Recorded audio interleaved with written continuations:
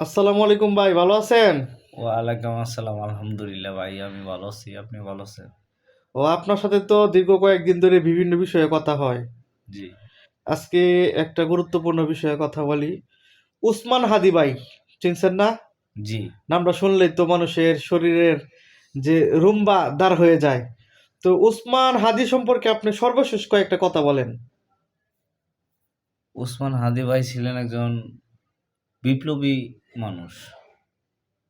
এই বর্ষা আন্দোলন থেকে শুরু করে সে যেভাবে নেতৃত্ব দিয়ে আসছে, তার নেতৃত্বের তুলনা হয় না।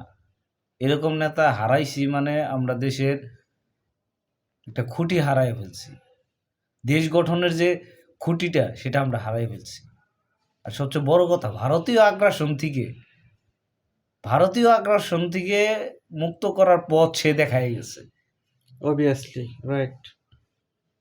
ভারতীয় দালাল এজেন্টরা, এজেন্ট যেগুলা, এদের বিরুদ্ধে যেভাবে সে আন্দোলন করছে, বক্তব্য দিয়েছে। যেভাবে বক্তব্য দিয়েছে, তার অগ্নিঝরা কবিতার কথা এখন বাচ্চাদের মুখে মুখে। মোট কথা আমরা এক কথায় বুঝি যে উসমান হাদি ভাই ছিলেন ভবিষ্যৎ বাংলাদেশের উপকার। অবশ্যই।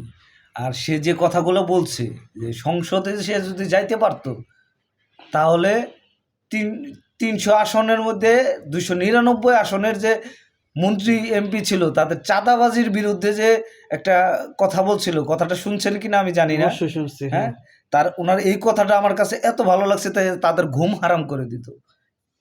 এরকম কথা বলার মতো সাহস একমাত্র হাদি ভাইয়েরই আছে। আপনি পারবো না।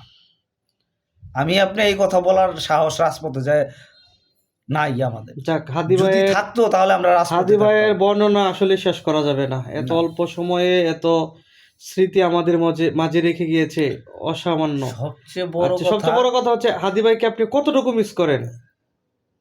হাদি ভাইকে মিস যতটা করি তার থেকে বেশি চাই আমি যে ওনার বিচারটা যত দ্রুত সম্ভব, বাংলাদেশ প্রধান উপদেষ্টা ডক্টর ইউনূস, হুম, হুম।